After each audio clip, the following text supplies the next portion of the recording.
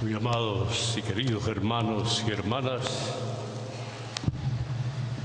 la palabra del Señor siempre congrega, produce encuentros y nos ayuda a despertar el sentido de solidaridad y de fraternidad que deben caracterizar a los cristianos. Más que nunca en este tiempo nos reunimos en los templos, en las capillas, porque es el tiempo de Cuaresma. Pero al tiempo de Cuaresma nosotros tenemos que añadirle una dimensión que muchas veces la olvidamos. Pensamos que la Cuaresma es andar tristes, es andar cabizbajos, amargados, buscando algún momento de expansión por ahí. Y la Cuaresma no es otra cosa que el camino a la Pascua. Así hemos empezado el miércoles de ceniza diciendo: iniciamos nuestro camino a la Pascua. Es el éxodo de toda la iglesia de hoy para encontrarse con el Señor en la cumbre de la vida. Es el esfuerzo que tenemos que hacer todos para ir dejándonos llenar de esa palabra de vida que el Padre ha pronunciado en su Hijo Jesucristo, y también de tomar nuevas actitudes. No podemos celebrar la Cuaresma con un poquito más de silencio si después inmediatamente vamos a olvidarnos que el Señor que nos habla no quiere hablar a cadáveres, a gente que vive y que quiere vivir, a gente que es capaz de sembrar vida en medio de tantas muertes que se producen. Quizás nos puede ayudar a comprender el Evangelio de hoy algún versículo del Salmo que hemos cantado. Tenía confianza incluso cuando dije que grande es mi desgracia. La primera cosa que tenemos que reavivar, la confianza. En medio de tantas desgracias, sufrimiento por las inundaciones, 4.000 y tantas familias que están sufriendo todo esto. Sufrimiento por las muertes provocadas en las ciudades, en los caminos. Sufrimiento por el enfrentamiento de hermanos entre hermanos. Hay tantos motivos para creer que la desgracia nos va llenando, que la desgracia nos va arrastrando a todos. Y sin embargo tenemos que ser capaces de decir, aún en medio de eso, debemos tener la certeza y la confianza de que Dios no nos abandona y que Él está para recordarnos en medio de esos espacios de muerte y de dolor que nuestra vocación es la vida y que no podemos comprometernos con los predicadores de la muerte, del odio y del rencor. Y luego el salmista dice: qué penosa es para el Señor la muerte de sus amigos.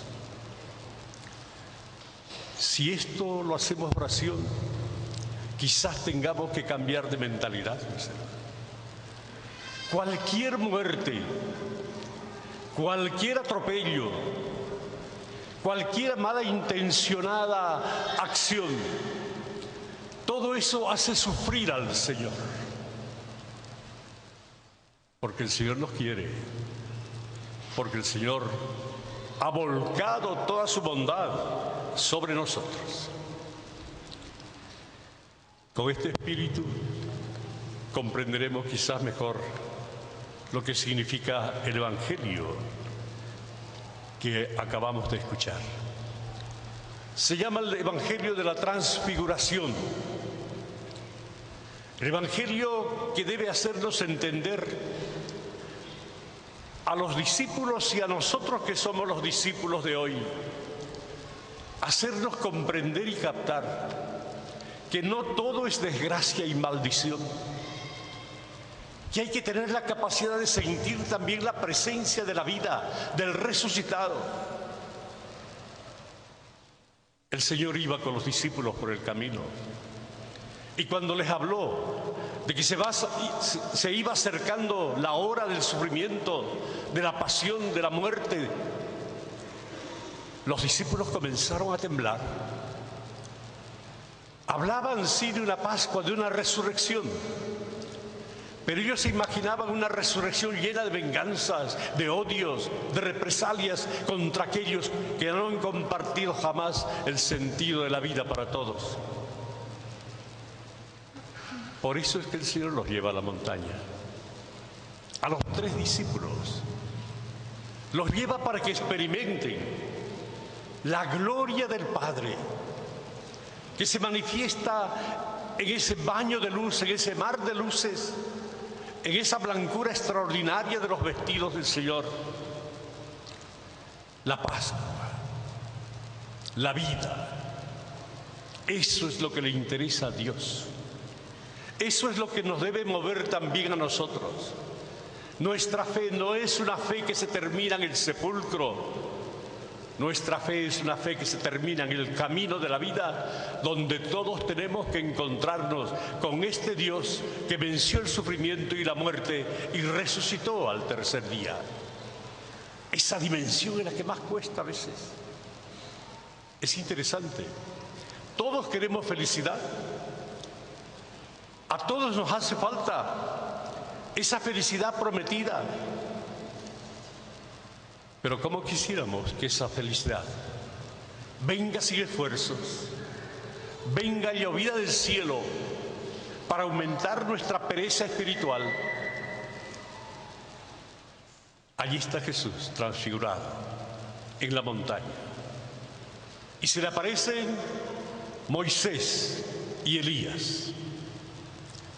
Y la Iglesia aquí nos hace comprender, o quiere que comprendamos, que el diálogo aquel extraordinario en ese ambiente era para recordar que el sufrimiento, la cruz, la pasión es una parte de nuestra redención y que no podemos dar o ofrecer salvaciones baratas sin que haya ese momento extraordinario de cargar con la cruz personal y con la cruz de nuestro pueblo. Bonito ambiente. Y Pedro se entusiasma. Haremos 3 tiendas, 3 carpas. Aquí nos quedamos. Una cosa tan buena, una cosa tan bella. Mirar a Jesús así transformado, ponernos en contacto con Moisés y Elías y escuchar al Padre que nos habla. Este es mi Hijo amado, escúchenlo. ¿Qué más deseaba Pedro? Pero el evangelista añade: Pedro dijo esto porque no sabía lo que estaba pidiendo. No se daba cuenta. Se quedó con la luminosidad del lugar y se olvidó que antes de eso hay que seguir el camino de la cruz. No quería el camino de la cruz. Pero el evangelista añade inmediatamente: era normal que hablaran así, porque se habían asustado, porque estaban con miedo. Hermanos, ¿cuál es la actitud nuestra hoy? Buscamos esos momentos de cosas brillantes y nos queremos quedar allá. Eso es cortar la historia. La actitud de Pedro no es la actitud del maestro. Él quisiera quedarse en un mundo donde no hay problemas ni dificultades, en un mundo donde todos se tengan abundancia, en un mundo encerrado en sus propias luces y que no es capaz de encontrar el rostro de los que sufren hoy. no es capaz de mirar de frente a aquel que nos está pidiendo signos de vida y esperanza.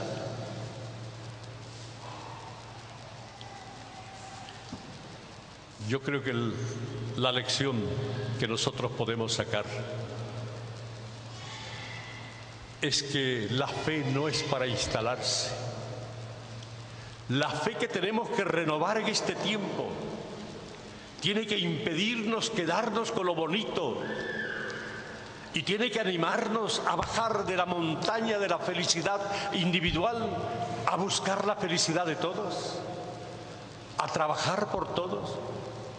Tenemos que llenarnos de ese espíritu de la Pascua, que es ir sembrando vida, vida para todos, vida para el que sufre por las cuestiones climáticas, vida por aquellos que han entregado también su existencia en bien del cumplimiento de sus deberes, vida para todos los que buscan algo para poder sobreponerse a los problemas humanos. Vida. La vida es bueno saberlo y repetirlo. No se consigue con la muerte. A la muerte no se la puede combatir con más muertes. Y en el corazón de cada cristiano, de cada creyente, y es también esta una invitación a todos los que están oyendo esta reflexión, es que tenemos que despojarnos de esa actitud que piensa que para solucionar unos problemas hay que matar a los otros. Esa actitud no es la de nuestro Dios.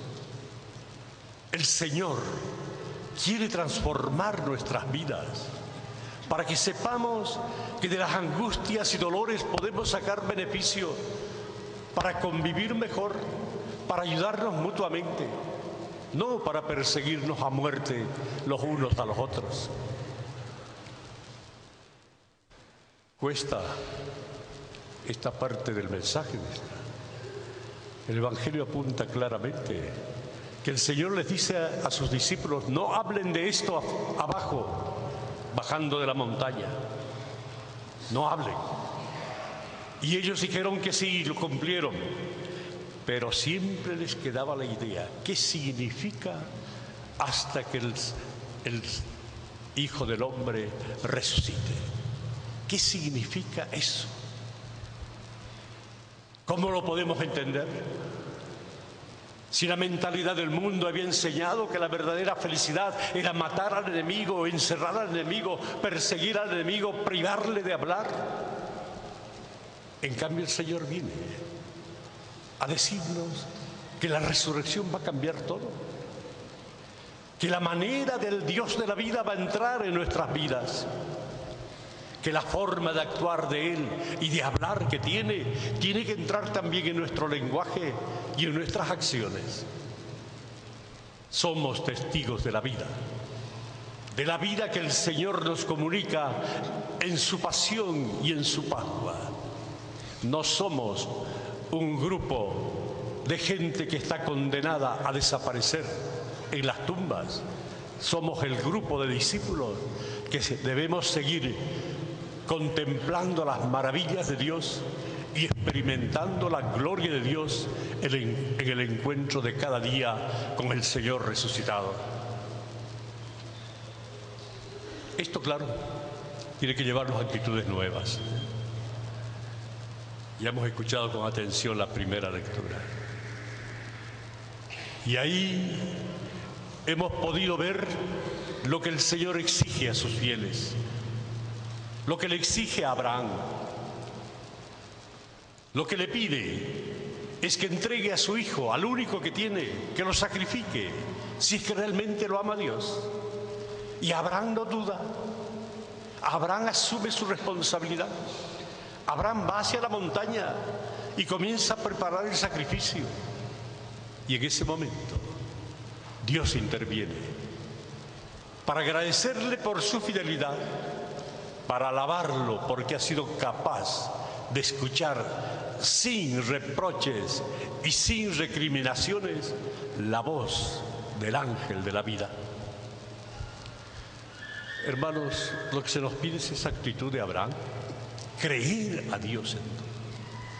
aún en las pruebas más grandes, aún en los momentos más difíciles, vamos a sentir siempre la voz del ángel que nos va a decir: baja la mano, no hagas daño a nadie, confía en Dios, Él va a seguir multiplicando en ti esas generaciones que después salvarán a todos los pueblos, a todas las naciones, sin discriminar a nadie, ni a ningún grupo, ni a ninguna persona. Comprender esto lo llevó a Pablo a enseñarle a su comunidad a reflexionar. Si estamos salvados por la muerte y resurrección de Jesús, tenemos que estar más firmes, no tenemos que asustarnos. Si Dios está con nosotros, ¿quién podrá estar contra nosotros? Qué bonita reflexión, qué bonita conclusión que saca Pablo. Es que Dios está con nosotros y Dios nos ha perdonado en su Hijo. Y Él tendría que juzgarnos, no otros. Y Él tendría a lo mejor que pedirnos cuenta de lo que ha hecho Él por todos nosotros, de su entrega total en la cruz.